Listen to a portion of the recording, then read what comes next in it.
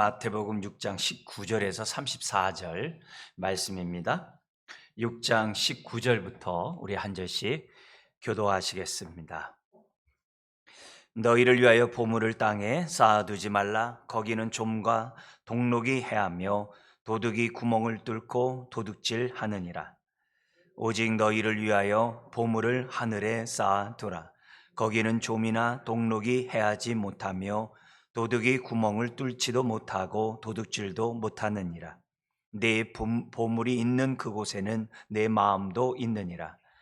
너는 몸에 등불이니 그러므로 내 눈이 성하면 온몸이 밝을 것이요 눈이 나쁘면 온몸이 어두울 것이니 그러므로 내게 있는 빛이 어두우면 그 어둠이 얼마나 더하겠느냐.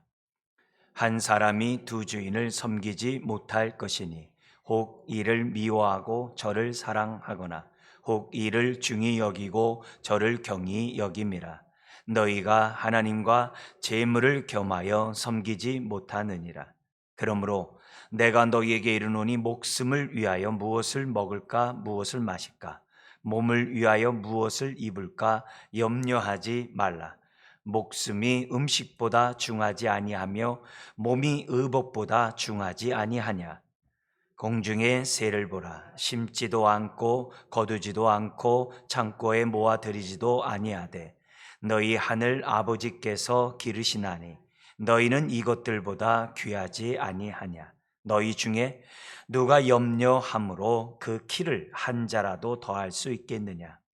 또 너희가 어찌 의복을 위하여 염려하느냐. 들의 백합화가 어떻게 자라는가 생각하여 보라. 수고도 아니하고 길쌈도 아니하느니라. 그러나 내가 너희에게 말하노니 솔로몬의 모든 영광으로도 입은 것이 이 꽃 하나만 갖지 못하였느니라. 오늘 있다가 내일 아궁에 던져지는 들풀도 하나님이 이렇게 입히시거든 하물며 너일까 보냐. 믿음이 작은 자들아. 그러므로 염려하여 이르기를 무엇을 먹을까 무엇을 마실까 무엇을 입을까 하지 말라. 이는 다 이방인들이 구하는 것이라. 너희 하늘 아버지께서는 이 모든 것이 너희에게 있어야 할 줄을 아시느니라. 그런즉 너희는 먼저 그의 나라와 그의 의를 구하라. 그리하면 이 모든 것을 너희에게 더하시리라. 그러므로 내일 일을 위하여 염려하지 말라. 내일 일은 내일이 염려할 것이요 한날의 괴로움은 그날로 족하니라. 아멘. 오늘은 오늘 말씀의 제목은 온유한 자들의 삶이라는 주제로 말씀을 나누기로 합니다. 왜 온유한 자들의 삶이라고 정했냐면은 오늘 본문이 세 번째 복, 온유한 자가 복이 있나니 그들이 땅을 기업으로 받을 것이며 라는 그 세 번째 복에 대한 구체적인 예입니다. 그래서 어떤 자들이 온유한 자냐 라는 것을 갖다가 우리 주님이 오늘 본문을 통해서 우리에게 말씀하시는 것을 이제 보게 됩니다. 그래서 우리가 이 온유함이라는 이 단어가 성경에 참 많이 나와요. 많이 나오는데 우리가 이렇게 우리나라 국어사전 또 유명한 아리스토텔레스와 같이 중용, 온유를 중용으로 그 사람은 사용을 했어요. 절제하는, 통제가 가능한 이런 사람을 온유한 자라고 아리스토텔레스는 얘기했고요. 우리 이제 국어사전 같은 데서는 그 표정이나 그 성질이 온유하고 부드러운 사람을 갖다가 온유한 자라고 국어사전이 얘기하죠. 근데 성경은 그런 의미보다도 이 성경에서 온유함이라는 이 단어가 딱 이렇게 규정되어 있어요. 물론 이렇게 딱 정한 건 아니지만 성경에서 의미와 세상에서 사용하는 의미가 좀 차이가 있는 것을 보게 됩니다. 이 온유함이라는 이 단어가 이 성경에서는 다양하게 번역이 되어 있어요. 우리 성경에 다양하게 번역인데 예를 들면은 여호와께서 자기 백성을 기뻐하시며 겸손한 자를 구원으로 아름답게 하심이라.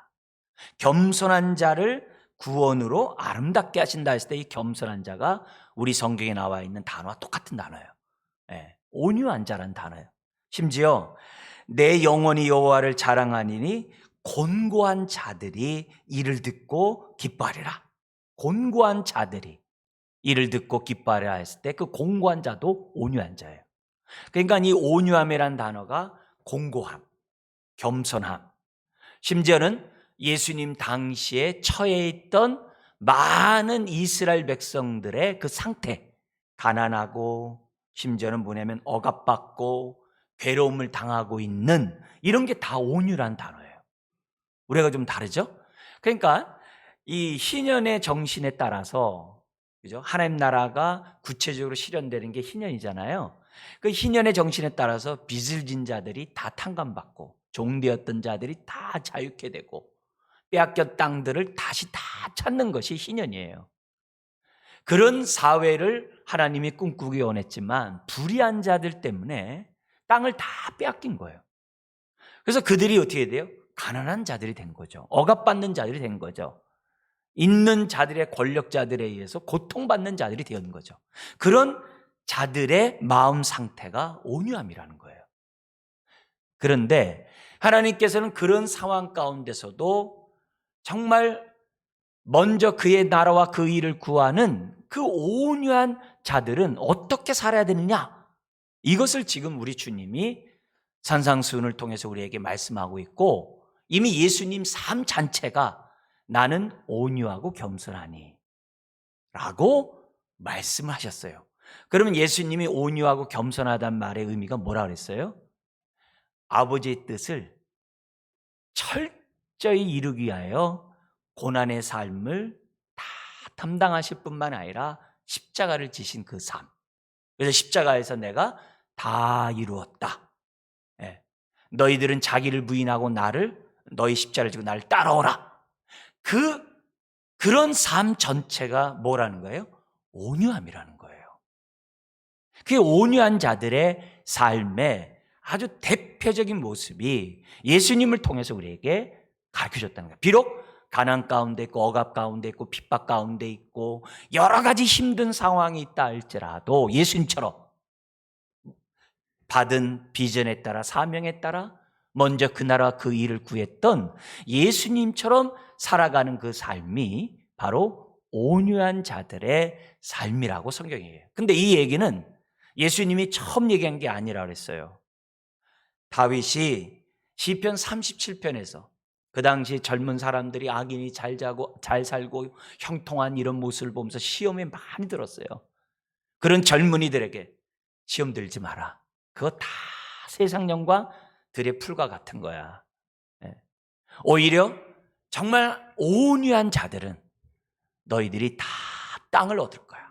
그러니까 결국 이 온유함이라는 건 뭐예요? 하나님만 바라보고 하나님의 뜻 가운데 살아가는 그 모든 사람을 다윗은 온유한 자라고 이미 얘기를 했어요. 그래서 37편에 나타난 온유한 자들의 특징 4가지가 있는데요. 제가 여러분들에게 지난번에 온유한 자의 3번째 복하면서 말씀을 드렸던 내용인데요. 잠깐 생각한다면 온유한 자들이 누구냐?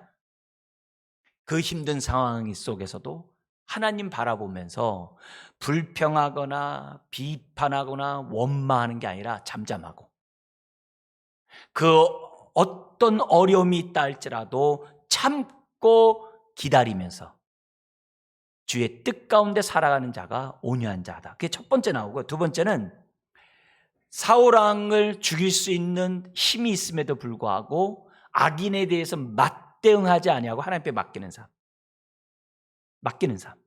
네. 그런 사람이 온유한 자라고 그랬고, 그런 자들이 땅을 차지한다 그랬어요. 땅을 차지한다는 말이 4번씩 나와요. 시편 37편에 온유한 자가 땅을 차지하리라. 3번째가 뭐가 있냐면은 매 순간 나의 걸음을 인도해 주실 것이라는, 인도해 주시고 보호해 주시고 먹이시고 입히시고 선한 목자로서 내 삶을 책임져 줄 것을 알고 살아가는 사람이 온유한 자예요. 그리고 마지막 4번째가 온유한 자가 궁극적인 승리할 것을 믿고 하나님의 말씀에 따라 살아가는 사람이 온유한 자라고 다윗이 시편 37편에 이미 설명했어요. 그 모습이 예수님의 모습에서 나타나는 거예요. 그리고 그런 삶을 지금 뭐예요? 오늘 저와 여러분들에게 산상수훈을 통해 우리 주님이 우리들에게 말씀하고 있다는 거예요. 자, 이게 온유함이에요. 자, 그런 가운데 오늘 이 본문은 뭐냐면 온유한 사람이 먼저 하나님의 나라와 하나님의 의를 구하면서 해야 할 것과 절대 해서는 안 되는 하나님의 그 말씀을 오늘 우리 예수님을 통해 우리에게 전해주고 있어요. 원래 본문이 하나의 문장이지만 한 주제를 다루고 있어요. 그러나 편의상 두 부분으로 나눠서 여러분들의 이해를 돕고자 합니다. 그래서 19절부터 24절까지는 온유한 자는, 먼저 그의 나라와 그 일을 구하는 사람은 하나님과 재물을 겸하여 섬기면 안 돼요. 다른 말로 하면 탐심의 종이 되면 안 돼요. 두 번째는 25절부터 34절에 설명하는데요. 의식주 문제와 같이 삶의 필요에 대해서는 절대 염려조차 하면 안 돼요. 왜냐하면 하나님이 우리를 돌보시기 때문이라는 거예요. 오히려 그런 가운데서 하나님을, 선한 목자에서 하나님을 바라보고 먼저 그의 나라와 그 일을 구하라고 두 번째 단락에서 우리들에게 말씀하고 있어요. 그래서 우리가 먼저 첫 번째 단락 19절부터 24절 내용이 뭐라고 그랬어요? 하나님과 재물을 겸하여 섬기면 안 돼요. 온유한 자는, 먼저 하나님의 나라와 하나님의 의를 구하는 사람은 하나님과 재물을 겸하면 안 됩니다. 즉 탐심의 종이 돼서는 안 됩니다. 19절에서부터 20절에 보면은 하나님과 재물을 겸하여 섬기는 사람들은 재물을 하늘에 쌓기보다는 땅에 쌓고자 해요. 예수님이 제자들에게, 오늘 저와 여러분들에게 말씀하는 것은 재물은 하늘에 쌓아야지 땅에 쌓으면 안 된다는 거예요. 그러면 하늘에 쌓는 게 뭐고 땅에 쌓는 게 뭐냐 이게. 그 당시 유대인들은 다 알고 있는 얘기들이에요. 우리가 구약의 배경이 없기 때문에 하늘에 쌓는 게 뭐고 땅에 쌓는 게 뭐지 이렇게 생각하지만 그 당시 유대인이라고 하면은 히브리라고 한다면 삼적 동작을 다 아는 얘기들이에요. 왜냐하면은 히브리인들에 있어서 하늘에 쌓고 땅에 쌓는다는 이 단어는 다른 게 아니에요.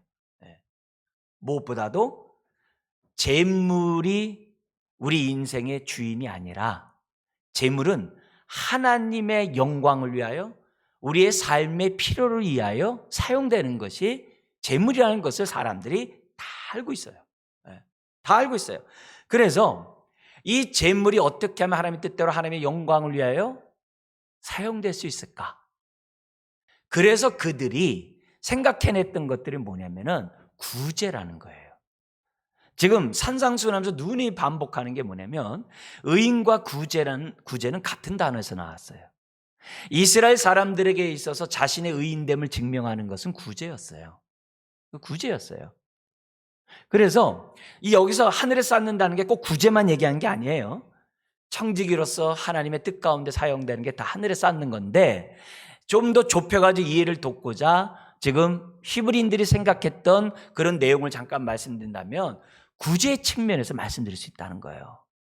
하늘에 쌓는, 재물을 하늘에 쌓는다는 그 사실 자체는 구제를 그들이 제일 먼저 생각했다는 사실을 저와 여러분들이 잊어서는 안 돼요. 그래서 미시나에 보면은 이런 글이 있어요. 무슨 글이냐면은 가난한 자들을 위한 최고의 구제는 뭐냐? 몸으로 그를 봉사하고 베풀어 주는 거다. 그리고 두 번째는 돈을 가지고 베풀어 주는 거다. 그게 미시나에 나와 있는 거예요.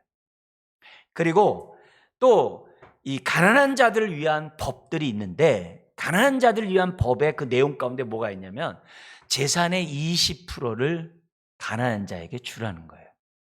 재산의 20%.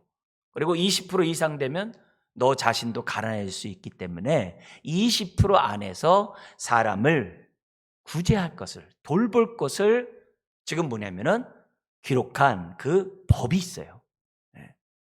여러분도 옛날에 한번 들어본, 또 주일학교 때 들어본 그런 예화가 있죠. 탈무드에 보면 몬바지 왕이 나와요. 몬바지 왕, 탈무드에. 이 유대인들의 아주 중요한 그런 서류죠. 그 책이죠. 탈무드에 보면 이 왕이 뭐냐면 선대속도 모아온 그 모든 재물을, 그리고 자신이 모았던 모든 재물을 가난한 자에게 다 주는 거예요. 그러니까 신하들이 와가지고, 가족과 신하들이 와가지고, 아니 어떻게 있는 재산을 갖다가 다 줍니까? 라고 와서 이렇게 왕에게 얘기를 합니다. 그러자 이 왕이 이렇게 얘기해요.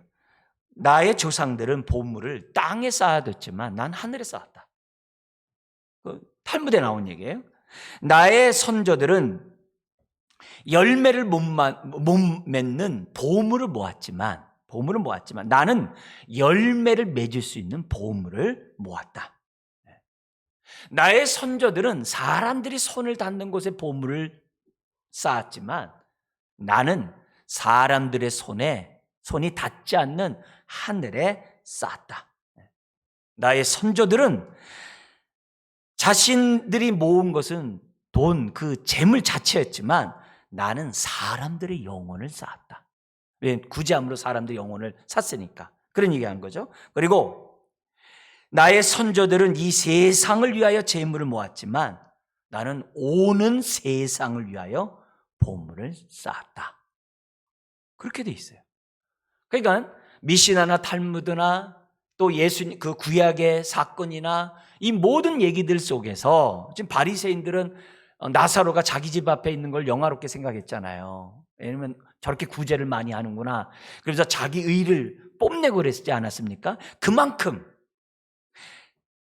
재물을 땅에 쌓는 것이 아니라 하늘에 쌓는 것이 하나님의 뜻이고, 그런 삶을 사는 사람이 하늘의 축복을 받는 사람이라고 지금 어떻게 돼요?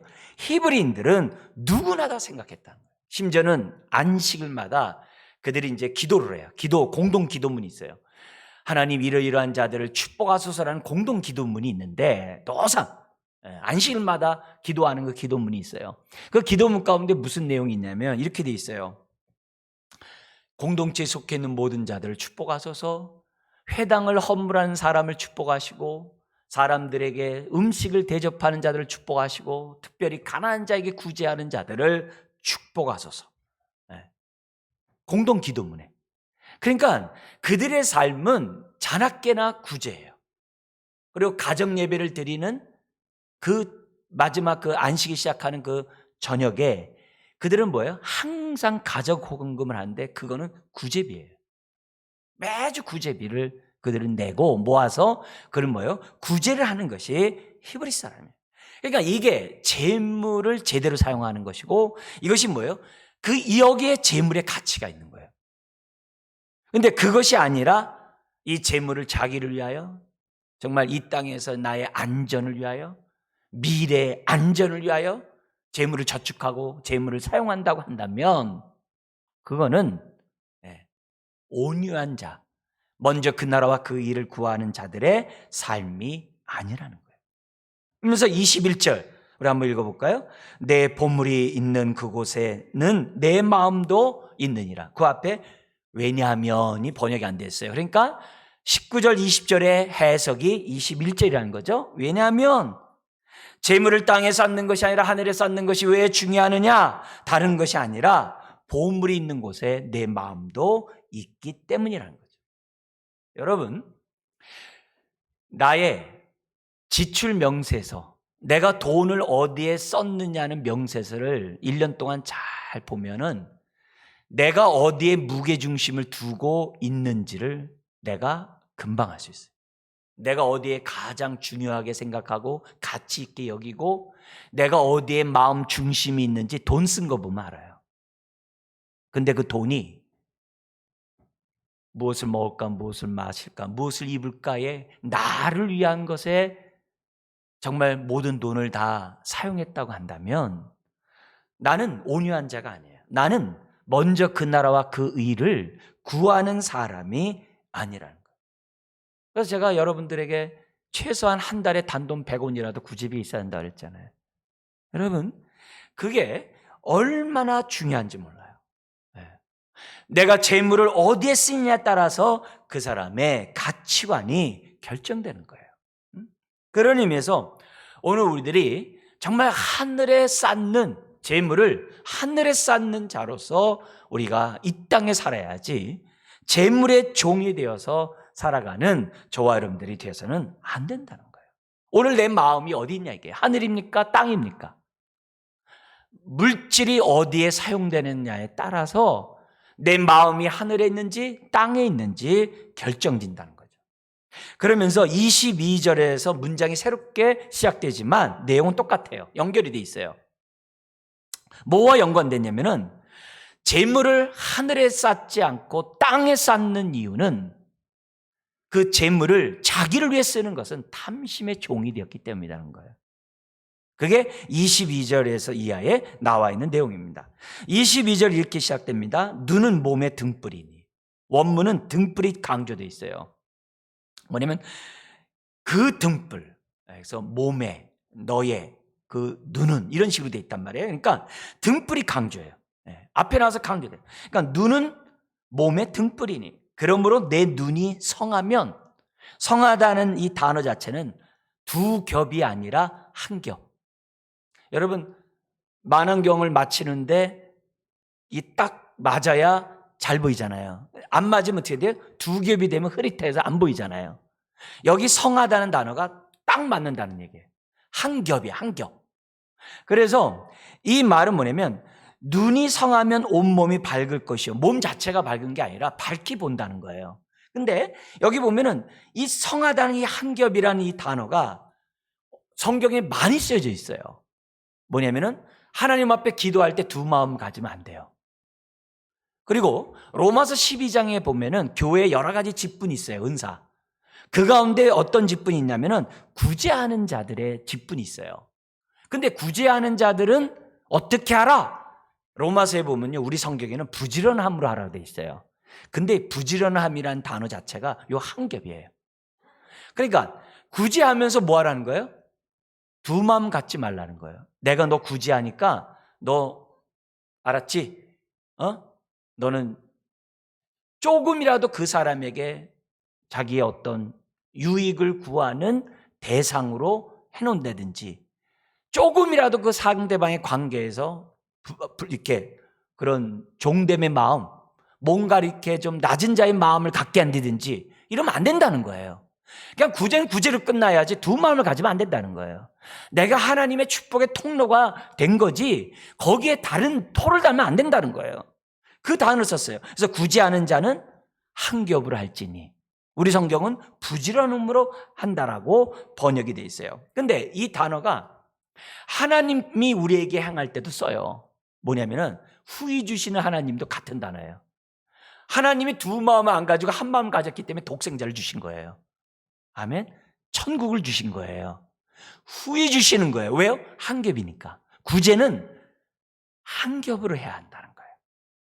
거기에 조금이라도 이기적인 생각을 가지고 구제해서는 안 된다는 거예요. 하나님과 돈이 같이 섞이면 안 돼요. 두 겹이 되면 안 돼요. 딱 한 겹으로만. 그게 뭐예요? 눈이 성한 자예요. 그게 건강한 자예요. 눈이 건강한 자예요. 그런 사람이 사물을 볼 때 어떻게 돼요? 안목의 정욕으로 안 봐요. 탐심의 종으로 안 봐요.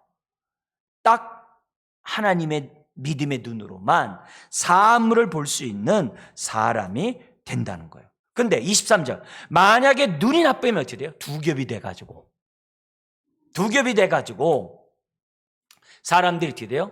돈으로 사람을 사귀려고 하고, 돈 때문에 사람을 만나려고 하고, 돈 때문에 하나님께 봉사하고, 돈 때문에 내가 어떤 일을 만약에 한다고 한다.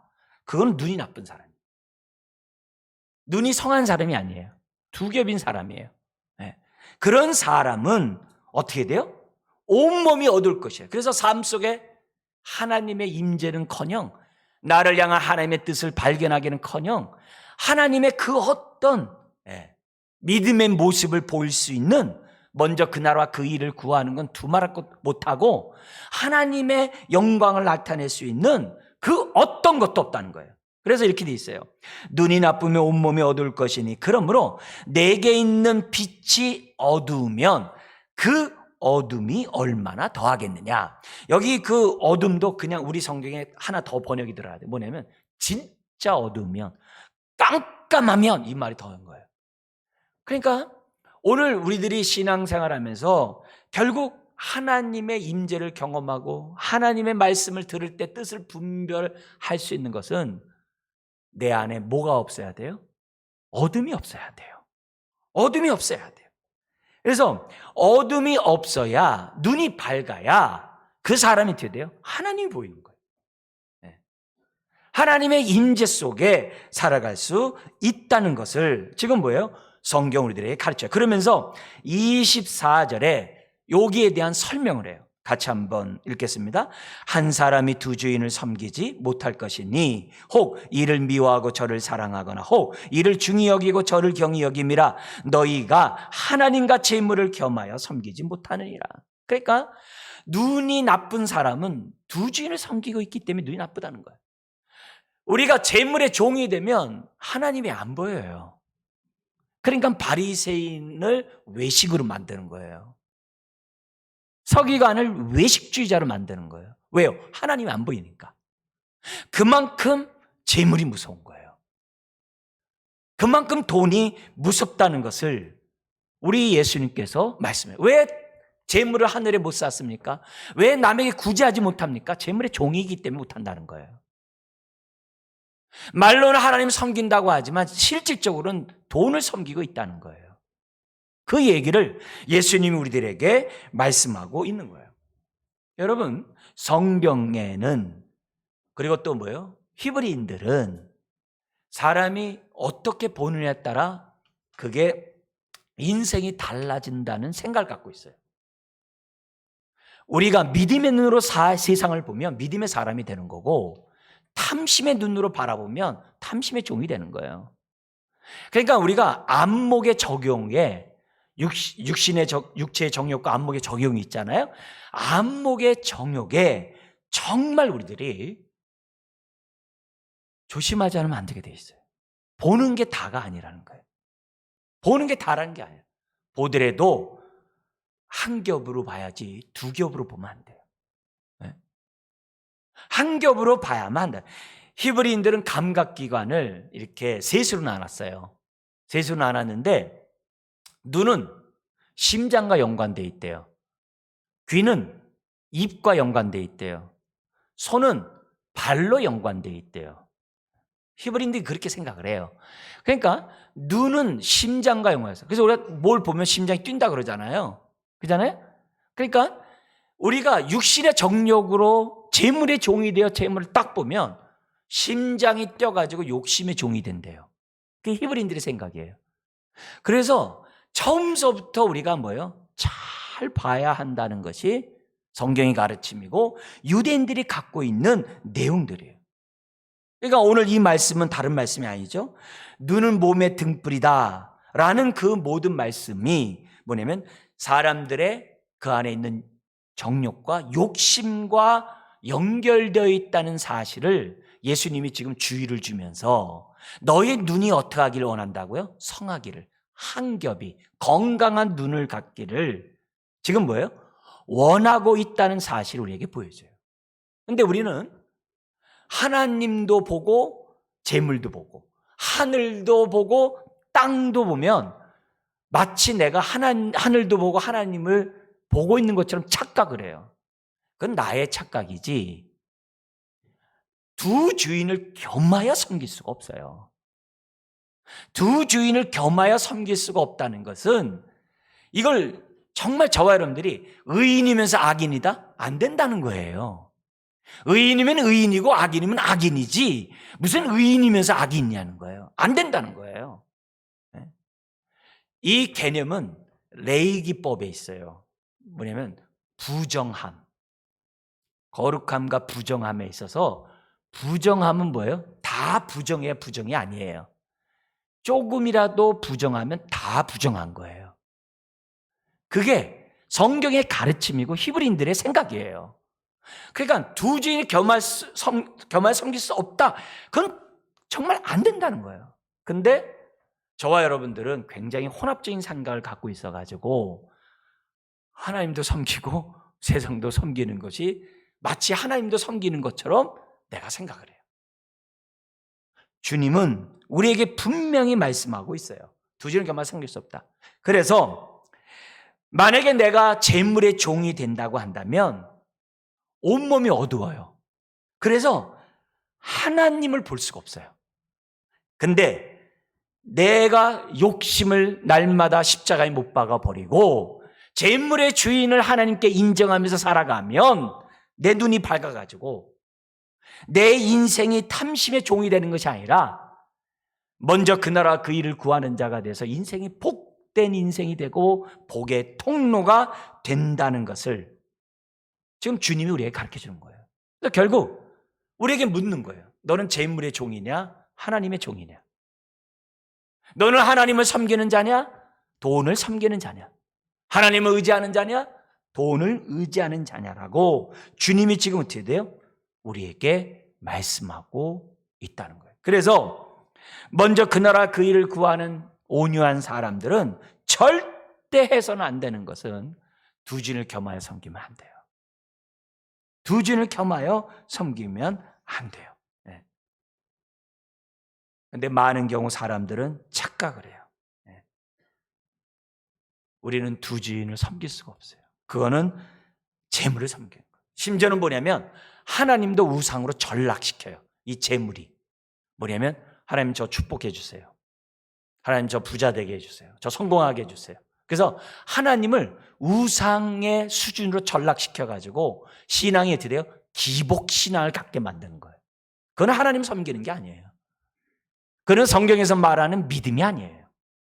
그 사람은 재물을 섬겨요. 출애굽한 이스라엘 백성이 시내산 밑에서 금송아지를 만들었어요. 왜요? 하나님이 금송아지는 애굽의 부유의 부자의 신이거든요. 하나님 우리를 부자 되게 해주세요라는 그런 마음을 금송아지를 만든 거예요.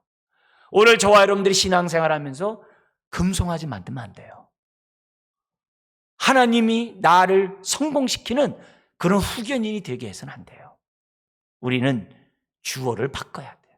하나님이 내 인생의 주인이고 재물의 주인은 하나님이시다는 그런 믿음 속에서 저와 여러분들이 살아야만 한다는 거죠. 그래서 우리가 지금 구제를 하느냐 마느냐 이런 차원이 아니라 지금 내가 먼저 하나님의 나라와 의를 구하는 의인이냐 이게요. 믿음의 사람이냐라고 나에게 지금 질문해야 하는 거죠. 그러니까 이 온유함이 표정이나 성질에 있어 부드럽고 이렇게 온유한 그런 개념이 아니에요. 그런 개념이 아니에요. 아리스토텔레스처럼 중용, 말을 통제하듯이 자기 삶을 이렇게 중용, 통제하는 그런 차원이 아니에요. 온유한 자는 정말 하나님께 소망을 두고 하나님의 뜻을 위하여 자기 삶을 드리는 자로서 물질 또한 따라오는 복들이고 물질 또한 청지기로서 우리들이 사용해야 될 그러한 재물에 불과하다는 믿음으로 살아가면 그 인생이 뭐가 돼요? 땅을 기업으로 차지할 것이요. 땅을 기업으로 얻는다는 말은 하나님의 축복의 총합을 말하는 거예요. 단순히 천국, 이 땅에서의 안전만이 아니라 이 땅에서 살아가는 모든 축복을 갖다가 다 얻는다는 것이 땅의 축복이에요. 그렇다고 한다면 오늘 우리가 온유한 자로서 살아가는 자들이 정말 두 주인을 겸하여 섬길 수 없다. 그걸 우리들이 첫 번째로 우리가 좀 생각해야 됩니다. 그 다음에 두 번째 단락이 25절 이하에 나오는데 이 내용 역시 뭐예요? 앞의 내용과 다 연결되어 있습니다. 이렇게 되어 있습니다. 25절 같이 한번 읽어볼까요? 그러므로 내가 너희에게 이르노니 목숨을 위하여 무엇을 먹을까 무엇을 마실까 몸을 위하여 무엇을 입을까 염려하지 말라. 목숨이 음식보다 중하지 아니하며 몸이 의복보다 중하지 아니하냐. 우리 성경은 염려하지 말라 이렇게 부드럽게 되어 있어요. 세게 읽으면 세죠. 근데 제일 앞에 나와 있어요. 원문에는요. 근데 이 염려하지 말라라는 이 단어 자체가 어떤 단어냐면은 그동안에 염려해 왔지 더 이상 염려하지 말고 멈춰라 이 단어예요. 굉장히 긴 단어예요. 그러니까 우리가 염려하지 말라는 게 그동안에 염려해 왔는데 이 시간 이후로 멈춰라 딱 그 얘기예요. 지금 말씀을 듣고 있는 히브리 사람들은 하루 벌어 하루 사는 사람들이에요. 대부분이. 그런 자들에게 있어서 먹고 사는 문제는 너무 중요해요. 그런데 주님 뭐라면 이제 하지 말라. 딱 그렇게. 염려하지 말라라고 설명하고 있습니다. 그러면서 뭐가 중요한지 생각하라는 거죠. 의복보다 너가 중요하라. 그러면서 26절에 이렇게 되어 있습니다. 공중의 새를 보라 이렇게 되어 있어요. 보라. 근데 이 본다는 게 그냥 이렇게 쳐다보는 게 아니라 여기 보라는 단어가 뭐냐면 지금 당장 주목하고 관찰하라 이런 단어예요. 공중에 나는 새를 주목해서 관찰하라는 거예요. 보니까 뭐라고 돼 있어요? 그들은 거두지도 않고 창고에 모아두지 않는데도 그들이 뭐예요? 다 뭐예요? 살아간다 이게요. 왜 그러냐? 하늘의 아버지께서 기르고 있기 때문이라는 거예요. 하물며 너희일까 보냐? 너희들은 그들보다 뭐예요? 더 귀중하지 않냐? 하나님의 자녀가 아니냐? 이렇게 얘기를 하는 거예요. 네? 그러니까 사물을 공중의 새를 잘 관찰해서 보라는 거예요. 하나님이 다 먹여. 너희는 안 먹지 않느냐? 그러니까 뭐예요? 염려해 왔던 의식주에 염려해 왔던 것을 딱 더 이상 하지 말라. 그게요. 그러면서 27절에 너희 중에 누가 염려함으로 그 길을 한 자나 더할 수 있냐? 없다 이거죠. 28절 또 의복을 위해 대하여 너희가 어찌 염려하냐? 에? 한번 생각해 보래. 의복을 위하여 염려하느냐? 한번 들의 백합화를 뭐 하라는 거예요? 어떻게 자라는가? 뭐라 그래요? 생각하여 보라.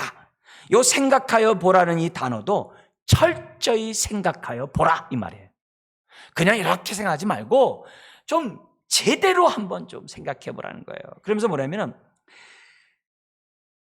수고도 아니하고 길쌈도 아니하면서 그렇게 아름답지 않냐 이게. 그러면서 29절에 보면 뭐라고 그러냐면 솔로몬의 모든 영광으로도 입은 것이. 솔로몬의 영광이 얼마나 많아요. 솔로몬의 예를 들어서 그 화려한 옷들이 얼마나 많아요. 그 화려한 옷들 중에 가장 화려한 옷을 입어도 그 말이에요. 29절 요 들풀 꽃 하나만 갖지 못하다. 하나님이 입히는 들꽃의 그 아름다움에 비하면 정말 아무것도 아니다. 즉 누가 하는 말이에요? 예수님이 하는 말이에요. 여러분 예수님이 이렇게 말씀하신다는 얘기는 우리가 이런 안목을 반드시 가져야 한다는 거예요. 예수님이 이렇게 말했다는 것은요, 우리도 이런 안목을 반드시 가져야 한다는 거예요. 예? 그러면서 뭐라면 30절 오늘 있다가 내일 아궁에 던지는 들풀도 입히는데 하물며 너일까 보냐. 믿음이 작은 자. 믿음이 없는 게 아니에요. 작은 자라는 거예요. 작기 때문에 뭐 하는 거예요? 염려한다는 거예요. 어떡하지? 내일 어떻게 또 먹고 살지? 오늘 겨우 살았는데? 그러지 말라는 거예요. 그래서 31절 같이 한번 읽어볼까요? 그러므로 염려하여 이르기를 무엇을 먹을까 무엇을 마실까 무엇을 입을까 하지 말라. 근데요 요 31절은요 그 즉시 염려하는 거 멈추라는 앞에 나와 있는 25절에 염려하라는 단어보다도 더 센 단어예요. 그냥 우리 성경 그냥 염려하여 이르기를 하지 말라 이렇게 돼 있잖아요. 염려하지 말라 이렇게 똑같이 번역했잖아요. 이 단어는요 뭐냐면 염려라는 그 단어조차 생각하지 말라는 거예요. 그러니까 멈추는 차원이 아니라 염려 그 자체, 그 생각 단어 자체를 떠올리지 말라는 단어예요. 그러니까 우리가 믿음이 있다고 한다면 염려를 단 한 번도 하면 안 된다는 거예요. 왜요? 아버지께서 공중의 새와 저 백합화를 먹이고 입히시듯이 저와 여러분들을 입히시기 때문에 그렇다는 거예요. 그러면서 뭐라고 얘기하시냐면 32절에 왜냐하면 이런 걸 염려하지 말라. 이는 다 이방인들이 구하는 것이라. 다 이방인이 구한다는 얘기는 예외가 없다는 거예요. 이방 사람들은 날마다 무엇을 먹을까 마실까 입을까를 위해서 전전긍긍하면서 살아간다는 거예요. 이방인 치고 이런 걱정 안 하는 사람은 단 한 명도 없다는 거예요. 다 구한다는 거예요. 근데 뭐예요? 너희 아버지께서는 이 모든 것이 너희에게 있어야 할 줄을 뭐 한다고요? 아시느니라. 요 안다가 강조해요. 저와 여러분들의 처지를 다 아세요. 형편을 다 아세요. 우리의 삶에 무엇이 필요한지 다 아세요. 아세요. 그러니까 뭐예요? 이런 일에 대해서 신경 끄라는 거예요. 알 거라는 거예요. 여러분 여기에 그 당시 히브리인들의 유월절 사상이 들어있어요. 우리는 그건 몰라요. 근데 그 당시의 기록물에 이게 나와 있어요. 유월절을 해석한 해석집이 있어요. 히브리인들의. 그 해석집은 뭐냐면은 유월절을 지키잖아요. 그러면 10명이 염소 하나를 먹어요. 그래서 가족이 10명이 안 되면 이웃을 초대해가지고 먹어요. 근데요, 그 남은 음식은 유월절에 그 양은요, 남은 건요, 반드시 태워 없애야 돼요. 안 태우면 안 돼요. 화목 제물을 바칠 때에도 다음 날까지 남길 것이 있고 그날 다 먹어버려야 되는 것이 있어요. 송아지 같은 거는 이틀까지 먹을 수 있어요. 근데 3일째 남겨놓으면 그 화목 제물 안 받으세요. 성경에 있는 말이에요. 그러면 유월절 때 왜 양을 다 태우냐 이게. 우리는 아까워 이렇게 생각하잖아요. 근데 거기에 대한 히브리인들의 해석, 기록되어 있는 글이에요. 해석은 뭐냐면은 더 이상 노예가 아니라는 거예요. 더 이상 종이 아니라는 거예요. 우리는 하나님을 아버지로, 하나님을 목자로 섬기고 있는 자유인이라는 거예요. 이해됐어요? 종들은 내일 먹을 것을 걱정하기 위해서 저축을 해요. 노예들은 먹고 사는 문제가 중요하기 때문에. 근데 왕이나 왕의 자녀들은 내일 먹을 거 걱정 안 해요. 걱정 안 해요. 그게 양을 남은 것을 태워버린 거기에 대한 히브리인들의 해석이에요. 지금 예수님이 그 생각을 다 가지고 와서 너희들 자유인 아니냐? 근데 왜 종처럼 살아? 너희들 하나님의 자녀 아니냐? 하나님의 아버지잖아. 근데 왜 종처럼 살아? 왜 하나님과 무관하게 살아? 왜 너희들은 기도할 때 사람에 보이려고 하고 왜 중언부언해? 왜 이방인 신에게 기도할 때 왜 그래? 너희들 하나님의 자녀인데. 지금 그 얘기잖아요. 6장이 계속. 그잖아요? 너희는 하나님의 자녀라는 거예요. 내일 먹을 것에 대해서 너희는 걱정할 종들 노예들이 아니라는 거예요. 그 얘기를 주님이 딱 말한 거예요. 오히려 하나님 아버지를 너희들이 믿고 33절, 34절 같이 한번 읽겠습니다. 그런즉 너희는 먼저 그의 나라와 그의 일을 구하라. 그리하면 이 모든 것을 너희에게 더하시리라.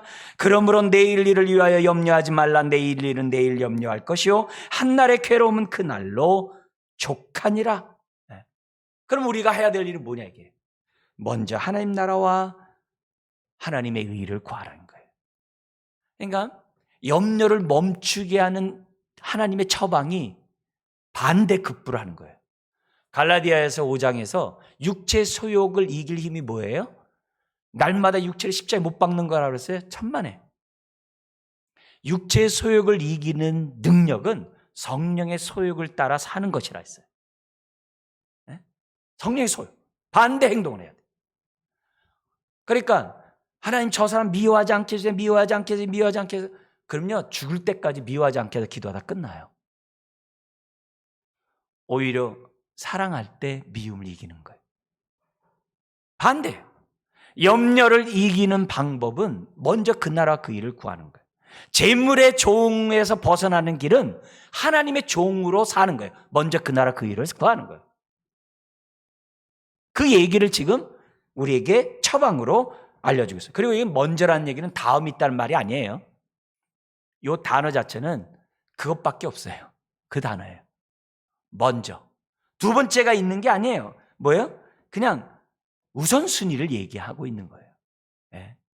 그것만이 우리가 뭐예요? 하나님의 자녀됨의 증거라는 거예요. 더하여 주시는 그러한 것들을 어떻게 돼요? 얻는다는 거예요. 더하여 준다는 거예요. 그러니까 우선순위를 우리들이 분명히 하면서 살아가는 사람이 온유한 자의 삶이고, 그런 자가 하나님이 아버지로서 먹이시고 입히시고 돌보시는 그런 은혜. 그래서 구약에서 40년 동안 그들의 발이 부러뜨지 않고 옷이 헤어지지 않았다고 그러잖아요. 구약에 있잖아요. 그죠? 40년 동안 그들의 고백에서 나오잖아요. 우리들이 이렇게 했습니다. 요즘에 느헤미야에서도 헌신하면서 그 규절을 느헤미야에서도 똑같이 얘기하잖아요. 우리 조상들에게 발이 부러뜨지 않고 40년 동안 옷이 헤어지지 않도록, 그리고 만나와 메추라기로 반석에서 물이, 바로 그 얘기를 지금 주님이 산상수훈을 통해서 그 당시 제자들에게, 오늘 저와 여러분들에게 말하고 있는 거예요. 그러면서 하지 말라는 거죠. 34절에 뭐예요? 다른 거 없어요.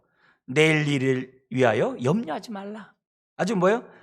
염려하는데 이 단어가 어떤 단어냐면 이거 똑같아요. 절대 금지예요. 그냥 하지 말라가 아니라 단어조차 생각하지 말라는 단어예요. 앞에 있는 25절보다 굉장히 강한 단어예요. 굉장히 강한 단어로 얘기를 해요. 근데 여기 해석을 좀 조심할 게 있어요. 뭐냐면은 내일 일은 내일이 염려할 것이요 라고 했는데, 이 말을 자꾸 사람들은 어떻게 하냐면 내일은 내가 염려하는 걸로 생각을 해.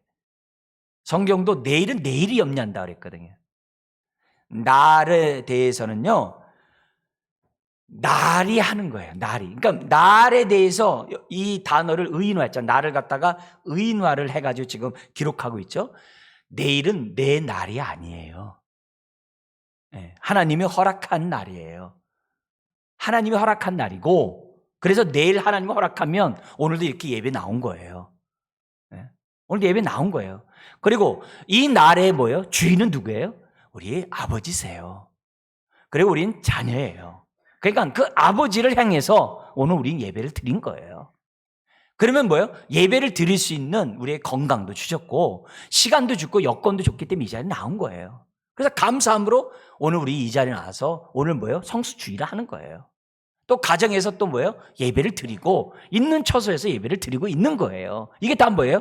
하나님이 허락한 날이에요. 내 날이 아니에요. 하나님이 주셨기 때문에 된 거예요. 된 거예요. 요즘에 저희 친한 동료들이, 목회자나 선교사들이 코로나 때문에 하늘나라 가거든요. 그러니까 생각이 많은 거죠. 주정헌금 이렇게 봉투가 있잖아요. 1년요. 그런 거 볼 때마다 저는 감사해요. 하나님, 성수주의를 할 뿐만 아니라 주일날 예배를 인도할 수 있는 사람이 되게 하셔서 감사합니다. 그래서 저 주정헌금에 있는 도장을 볼 때마다 너무 감사해요. 아, 매주 예배를 인도했구나. 또 인도하게 하셨구나. 감사하다. 그리고 주정헌금을 볼 때마다 나머지도 하나님 설교하고 예배할 수 있도록 저에게 건강 지켜주시고 나에게 새날 주세요. 그렇게 기도해요. 그러니까 우리에게 주어진 그 날에 감사하면서 하루하루 사는 거예요. 그럼 어느 순간에는 예배를 드리고 싶지만 예배 못 드릴 수도 있겠죠. 나오고 싶지만 나오지 못할 수 있죠. 우리 삼익 아파트에 원로 목사님이 새벽 예배를 한 10년간 나오셨다가 못 나오세요. 근데 교회 새벽 예배 늘 나오시다가 못 나오는데 내려올 수가 없어서 못 나오시는 거예요. 근데 여기 내려오려고 아파트 15층을 하루에 2번 왔다 갔다 하셨대요. 예배 드리고 나오시려고. 근데 그것도 못 해가지고 예배를 못 드려요. 그러니까 그분이 입장에서 볼 때 어떻게 돼요? 나와서 예배 드리고 싶은데. 그 마음이 있는 거예요. 그러니까 오늘 우리들이 정말 내일 일은 내일이 하는 거지, 내가 마치 내일도 주인인 것처럼 그렇게 착각하면 안 돼요.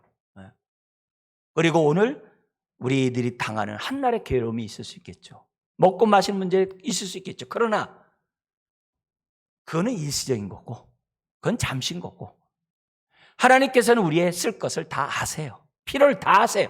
때가 되면 더하여 준다는 거죠. 여러분, 저와 여러분들은 분명히 기억하셔야 돼요. 나는 하늘에 속한 자인가 땅에 속한 자인가. 성경의 가르침은, 히브리인들의 생각은 오른쪽과 왼쪽은, 하늘과 땅은 딱 나눠져 있어요. 이거 하면서 이거는 없어요. 근데 우리는 자꾸 어떻게 돼요? 혼합으로 나가려고 그래요. 아니에요. 오늘 우리가 하늘에 속한 사람은 하나님을 닮아가는 자로서, 의로운 자로서 온유한 삶을 살아갑니다. 예수님이 사셨던 그 삶을, 다윗이 청년들에게 알려줬던 그런 삶, 특별히 재물의 종이 되는 게 아니라 구제하면서 청지기로서 남을 위한 재물로서 삶을 살아갑니다. 그러나 반면에 땅에 속한 사람은 하나님의 말씀과 아무 상관이 없어요. 말씀의 인도를 받질 못해요. 탐심의 종이기 때문에 땅을 위해, 그래서 재물을 보면서도 그런 거예요. 재물이 모든 것이라고 생각하면서 그 인생이 흘러가는 거예요. 흘러가는 거예요. 오늘 우리 온유한 자의 삶이 어떤 삶인지를 봤어요. 해야 될 것과 하지 말아야 될 것. 우리는 두 주인을 섬길 수가 없어요. 우리는 염려할 필요가 없어요.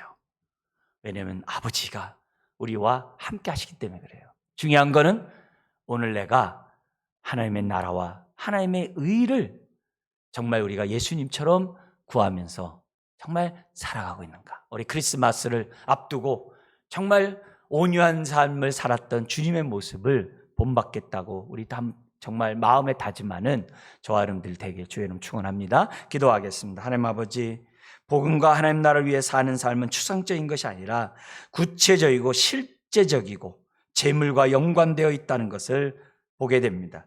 우리가 하나님을 형상을 따라 지음받고 닮은 자로서 우리가 세상의 재물이나 참으로 탐심의 종이 되어 우리가 살아갈 것이 아니라 정말 나를 구원하시고 나를 부르신 소망의 뜻 가운데 먼저 하나님의 나라와 하나님의 의를 구하며 살아가는 주의 자녀 다 되게 하여 주옵소서. 예수님의 이름으로 기도드리옵나이다. 아멘.